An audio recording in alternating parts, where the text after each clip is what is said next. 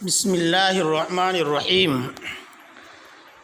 جلال الدین محلی رحمۃ اللہ علیہ کی مختصر سوانح عمری۔ آپ کا نام و نسب: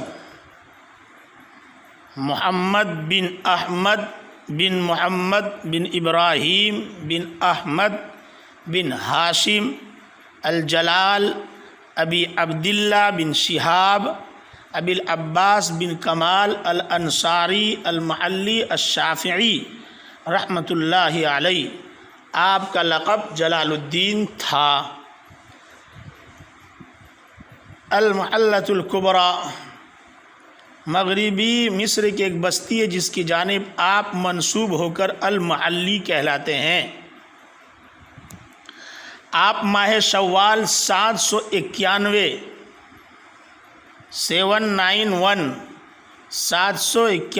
ہجری میں مصری پائے تخت قاہرہ میں پیدا ہوئے اور مصر میں ہی نشو و نما پائی۔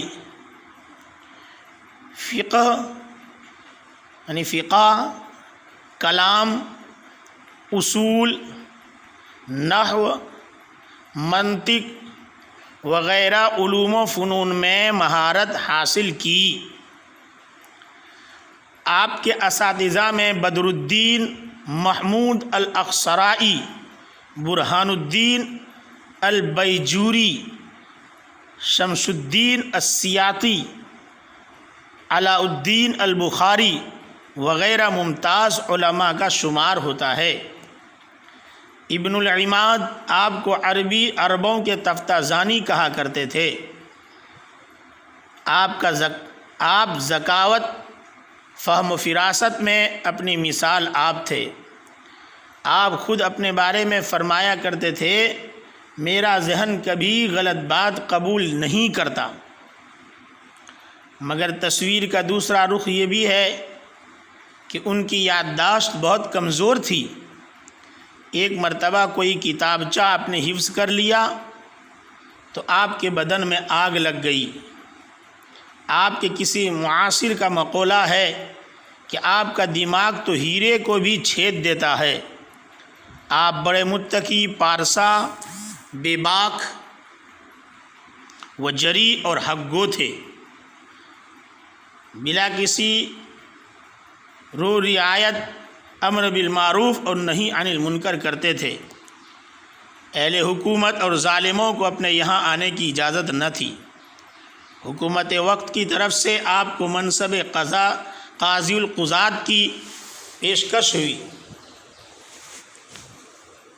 مگر آپ نے قبول نہ فرمایا۔ آپ کا پیشہ تجارت اور مشغلہ درس تدریس تھا۔ آپ کامیاب مدرس اور با کمال مفسر تھے۔ آپ کی گراں قدر تصنیفات میں شرح جمع الجوامع، شرح منہاج، شرح قصیدہ بردہ، مناسک، کتاب فی الجہاد، شرح العقائد لابن ہشام ناتمام، حاشیہ علی جواہر الاسنوی اور شرح الرسالہ الشمسیہ فی المنطق، متن قطبی وغیرہ کا شمار ہے۔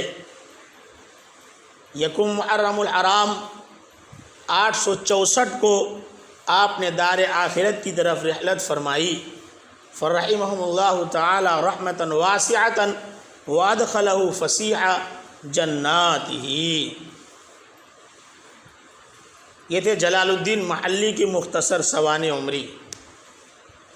جلال الدین محلی جنہوں نے سورہ کہف سے سورہ ناس تک کی تفسیر لکھی ہے، اور سورہ فاتحہ بھی، جیسا کہ آپ نے شروع میں جانا۔ دوسرے جلال الدین سیوطی کی سوانح عمری۔ نام و نسب: عبد الرحمن بن ابو بکر بن محمد بن سابق الدین بن عثمان فخر الدین بن محمد ناظر الدین بن سیف الدین خضر بن ابو الصالح ایوب نجم الدین بن محمد ناصر الدین بن حمام الدین السیوطی، آپ کا لقب جلال الدین اور کنیت ابو الفضل تھی۔ ولادت ماہ رجب المرجب 849 میں شہر قاہرہ میں آپ کی پیدائش ہوئی۔ لوگ آپ کو ابن الکتب کہہ کر پکارا کرتے، کیونکہ آپ کے والد محترم نے آپ کی والدہ ماجدہ سے اپنے مکتبے سے کوئی کتاب لانے کو کہا کہ اچانک درد ذہن ابھرا اور کتابوں کے درمیان آپ کی پیدائش ہو گئی۔ لوگوں کی طرف سے ملنے والے ابن الکتب کے لقب نے بہت جلد ترقی حاصل کر لی اور آپ صحیح معنی میں ابو الکتب بن گئے، کیونکہ آپ کی تصنیفات کی تعداد 600 تک پہنچ گئی تھی۔ 5 سال کی عمر میں آپ کے سر سے والد کا سایہ اٹھ گیا۔ والد مرحوم کے حسب وصیت شیخ کمال الدین بن حمام حنفی نے آپ کی تربیت فرمائی، وصیت فرمائی تھی ابا نے۔ آپ کو امام میں تفسیر جلال الدین محلی، زین العقبہ اور شرف الدین المناوی وغیرہ باکمال اہل علم سے شرف تلمذ حاصل ہے، یعنی ان سے پڑھا ہے۔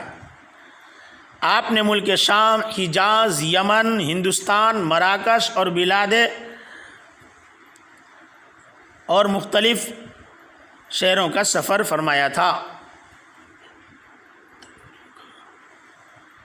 پھر جب آپ اپنی عمر کے 40ویں سال میں پہنچے تو گوشہ گیر ہو گئے اور لوگوں سے ملنا جلنا موقوف کر دیا، سمجھے؟ اور اسی دوران بیشتر کتابیں معروض وجود میں آئیں۔ اسی دوران بیشتر کتابیں معرض وجود یعنی پیش آئے، انہوں نے لکھی۔ معرض وجود میں آئی مطلب انہوں نے کتابیں لکھی۔ اہل حکومت اور اعیان مملکت حاضر خدمت ہو کر ہدایہ اور نذرانے پیش فرماتے، مگر آپ قبول نہ کرتے۔ شاہ وقت نے آپ کو بار بار طلب کیا اور تحفے تحائف بھیجے، مگر آپ نے قبول نہ کیا۔ آپ کو حدیث، تفسیر، تاریخ و ادب وغیرہ علوم میں کافی درک اور مہارت تھی۔ آپ کو 2 لاکھ احادیث زبانی یاد تھی۔ آپ خوشگو شاعر بھی تھے۔ آپ کی مشہور تصانیف ہے الاتقان، بغیۃ الوعاء فی طبقات اللغویین والنحات، حسن المحاضرہ فی اخبار مصر والقاہرہ، الدر المنصور فی التفسیر بالمأثور، شرح الصدور بشرح حال الموتى والقبور، المظہر فی علوم اللغہ، اللآلی المصنوعہ فی الاحادیث الموضوعہ۔ مختلف کتابیں ان کی مشہور ہے۔ وفات شب جمعہ مبارک 19 جمادی الاولیٰ 911 ہجری میں،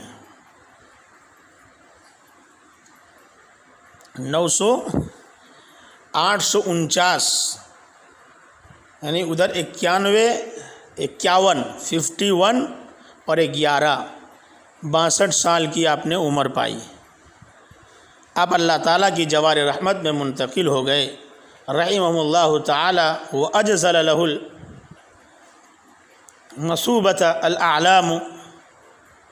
اللہ تبارک و تعالیٰ ان کے درجات کو بلند فرمائے۔ ہمارے کام کا اجمالی خاکہ یہ تھا، آپ کے سامنے جو پیش کی کتاب کو اللہ تبارک و تعالی ہمیں اس کی سمجھ بھی عطا فرماوے اور درس کی پابندی کی بھی اللہ توفیق عطا فرماوے۔ اللہ تبارک و تعالی دونوں بزرگان دین کے درجات کو بلند فرماوے۔ اللہ تعالی ہمیں علم نافع عطا فرماوے اور علم ذرہ سے اللہ ہماری حفاظت فرمائے۔ اب انشاءاللہ سورۃ البقرہ ہم ابتدا کریں گے آئندہ کل اتوار سے۔ جی